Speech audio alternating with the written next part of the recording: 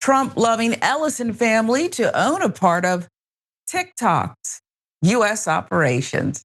Why not control all messaging everywhere and indoctrinate more people? Let's start with the children. After bankrolling his son's purchase of Paramount, look how that's going, which caused the overhaul of CBS News to Trump's liking. We'll get back to that. Larry Ellison is now set to own part of TikTok's U.S. operations, being one of the top 3 richest men in the world. Ellison is also a massive donor to the Israel Defense Fund. Very peculiar looking man as well, but not about his looks. It's about his money and what he's up to. Larry Ellison will license a copy of TikTok's powerful recommendation algorithm and expand its existing role managing the data of the app's 170 million US users. Potential ban was hinged on national security concerns. During his first term, Trump threatened to ban TikTok outright in 2020. Congress later passed legislation forcing a sale or shutdown over security fears, which former President Joe Biden signed into law in April 2024. That ban was due to take effect in January 2025, but was repeatedly delayed by Trump as negotiations continued. What can I get out of this? So the agreement, according to Axios, is set to close January 22nd. It creates a new TikTok US joint venture in which a consortium of new investors will hold 50% of the company. ByteDance affiliates will retain 30.1%, while the Chinese parent company itself will keep a 19.9% stake, according to an internal memo reviewed by US media. TikTok's chief executive, Xu Zichu, told staff binding agreements have been signed. Now let's get to Senator Elizabeth Warren, the Democrat out of Massachusetts, panned the deal in a post on Blue Sky late Thursday. First, Paramount, CBS, and now TikTok. Trump wants to hand over even more control of what you watch to his billionaire buddies. Americans deserve to know if the president struck another backdoor deal for his billionaire takeover of TikTok. TikTok's impact on the 2024 election, in case you forgot. According to Blue Rose Research, voters got their news from TikTok. They were much more likely to swing to the GOP than other voters, even after controlling for demographics. Same was found to a lesser extent with Twitter and Facebook. So this whole thing where it's like this liberal media tool, proven wrong. As we covered before, most of the heads of these social media platforms donated to and attended Trump's inauguration. Now, when you keep this picture up here and you look at these men, and you wonder why so many beautiful women are with them, I just can't help myself. I can't help myself. It's a scary picture. If I woke up to that, I'd be scared back under the covers or perhaps hiding in a dark closet. I could not unsee that. And these are the men that are controlling American politics, apparently. Pay to play. Pay to play. They attended Trump's inauguration. The platform saw an influx of pro-Trump ads, increased exposure to right-wing influencers, and the removal of fact-checking, respectively. I think you ought to take that picture down at this point. This is about all we can stand. And I'm going to request that you take the picture down and please don't put it back up unless we have to. I don't want to scare people. We want them to watch. In terms of more acquisitions, well, Larry's son, David Ellison. Okay, this is also getting to me, but I'm going to try to keep my head down and give you the rest. Oh my. David Ellison may fail in his hostile takeover bid for the entirety of Warner Brothers Discovery. He could still potentially buy its spinoff company, WBD Global Networks, which includes, CNN, later next year. With Ellison already owning Paramount, he also in turn owns the BET network. That's a scream. Watch out. Previous owners of Paramount were shopping BET to a number of prospective buyers and private equity and prominent Black investors like Byron Allen, Tyler Perry, But Ellison announced they are keeping the network instead. Oh, wow. Meanwhile, 60 Minutes postponed a segment on the maximum security prison in El Salvador that President Donald Trump sent suspected gangsters and illegal immigrants to, only a few hours before the report was set to air on Sunday. Maybe they ran out of time in editing. Let's see what happened here. Prior to being taken down, CBS had shared the following teaser for the report on Friday. Earlier this year, the Trump administration deported hundreds of Venezuelan migrants to El Salvador, a country most had no ties to, claiming they were terrorists. This move sparked an ongoing legal battle, and 9 months later, the US government still has not released the names of all those deported and placed in CECOT, one of El Salvador's harshest prisons. The CBS News website also yanked its teaser clip of the report down from its website. You see the editor's note? 60 Minutes correspondent Sharon Alfonsi now. She slammed her network, CBS News editor-in-chief Barry Weiss's decision to abruptly pull her report. Alfonsi trashed the decision as a political one, which amounted to corporate censorship in a scathing internal memo to staff. I can report to you without having any backup reporting.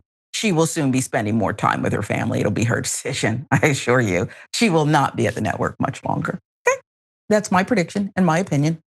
In an internal memo first reported on by the Wall Street Journal, Alfonsi pointed the finger directly at Weiss, revealing that the head of CBS News declined 60 Minutes producers the opportunity to discuss the decision with her. Weiss reportedly raised concerns about the absence of an on-camera response from the Trump administration.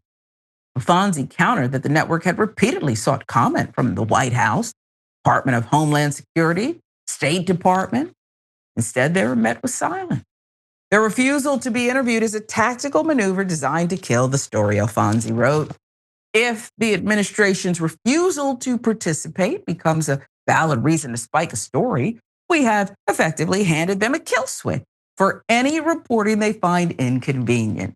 Alfonsi noted that the segment had been screened 5 times, cleared by both legal counsel, standards, editors, adding the story is, quote, factually correct, and withdrawing it was a betrayal of the men who risked their lives to come forward and speak.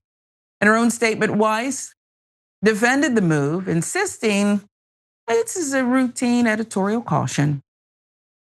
Fallout comes with the first show since the president attacked 60 Minutes on Truth Social last week for treating him, quote, far worse under its new leadership. Paramount's takeover of the network put it under the control of David Ellison, whose father, Larry Ellison, is a major Republican donor. Ellison subsequently installed Weiss, who has overseen key changes at the network since her tenure began. Yeah, my phone finally stopped ringing after they got rid of all my black friends who work there. I said, hey, what's going on? I've heard it's crazy up there. I wouldn't know. I was giving my pink slip. Minute he took over. This is actually extremely scary. We already have censorship in America. The fact that Ellison doesn't want to sell BET, we're keeping it. I think is about more than just the profits that Tyler Perry has helped boost over at BET and the sister network and all kinds of things. I think it's about strategy and indoctrination and hurting Black people. Perhaps Nicki Minaj will get her own special in there. So much for you saying, Jamie, that please don't invite her to the award shows. Yes, she'll be hosting. She may indeed get that BET invite after all. There you have it. But it's a very scary thing. CNN, BET. Look, we have a lot of gripes with the quote unquote mainstream media, okay, and the way they conduct themselves. Here we go, 60 Minutes again. It'll never be the same again. It's now abused the trust of the viewers multiple occasions, and it's all linked to Trump and his cronies. Absolutely. I mean, this is 110% the playbook of fascism. This is how democracy dies, by swallowing up every outlet by which the populace can consume information and monopolize it under one roof. And right now it's directly tied to our president. who also looks bizarre. I think you hit the nail on the head. And I know we've opened ourselves up. I'm sure in the comments, people are going to be criticizing the way we look. But the difference between me and Larry Ellison and David Ellison is I don't have $200 billion. I don't have any billions of dollars. I don't have not even $1 billion. If I did, I would buy eyebrows if I was missing them. I would too. Yeah. Bunch of surgeries. I'll make myself a little taller too. But anyway, swallowing up CBS, attempted to swallow up CNN and Time Warner or Warner Discovery.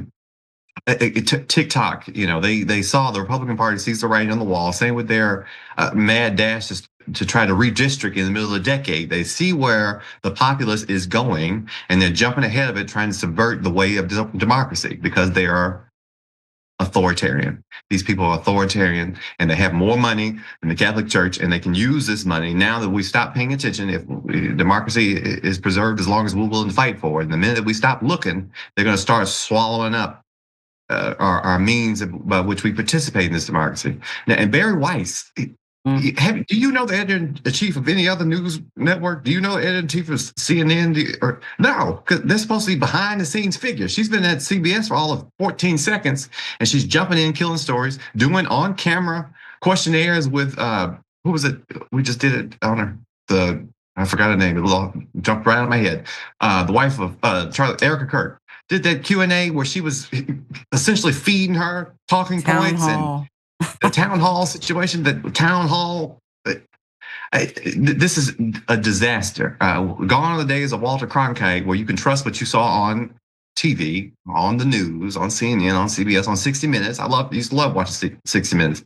Now the president calls up his buddies and said, "I don't want you to report this. I don't want you to report the illegal things I'm doing. You hurt my feelings by allowing Marjorie Taylor Greene, who was a Republican congresswoman.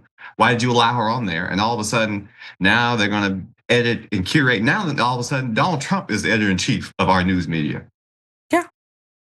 Used to be a time where 60 Minutes broke. I remember when Bill Cosby admitted he had that liaison. And I was watching with my parents, my stepmother and my mother. My stepfather turned to my mother and said, "Carol, did you hear that? I believe he slept with that woman." Their mouths were wide open. I said, "Yes, he did. That's what he's saying. He did it." Now, 60 Minutes is a shell of itself. I do say this, and then I'll give you the last word, that I often think you have to pivot. It's right and it's righteous to fight these. They're no longer mainstream outlets. We can't even go with that. And that was not exactly a welcome label, okay? But I also think, okay, you want to take over TikTok? Let's create something different. Oh, you're on and you've now taken over CBS and you're doing all this. Okay, we'll create something different. I'm disappointed, but you can't look to Tyler Perry and all these other billionaires and demand that they take over. It was once in black hands. I don't know what his business model is or why he chose to say, "I'm not going to do it." Maybe Tyler Perry will just do his own thing straight to market. He could certainly be one who pulls it off. My thing is, let's not try to fit the square peg in the round hole anymore. They're gone, folks. They're gone forever. I'll give you the last word. And I don't want to be too hyperbolic, but it's straight out of Goebbels' playbook. Hope that doesn't get me canceled or anything like that. But this is the most important thing that we have for a free market, for a free electorate, is our information that we consume, even the entertainment portion of it, but definitely the news. The fact that CBS was about to report something as crucial as Donald Trump deported people to random countries without any sort of due process, labeling them terrorists, and we don't even know who they were. And Barry Weiss coming in and it's like, look, and I know she gave the BS excuse about the White House not providing the response, but who cares? They reached out, they did the due diligence. The reporter said a kill switch on any story that comes out of CBS that he doesn't like. What's the purpose of the news media at that point in time? What's the purpose? And this will go down in history if they are successful with doing what they want to do, and looks like they're about to be. This will go down in history as one of the last straws that broke the camel's back in an American democracy, unfortunately. It will. We got some decisions to make. Oh, please keep my character, a recurring character on House of Pain. Hopefully, Tyler, keep that. I don't know. After this segment, perhaps that'll be written out of the show too.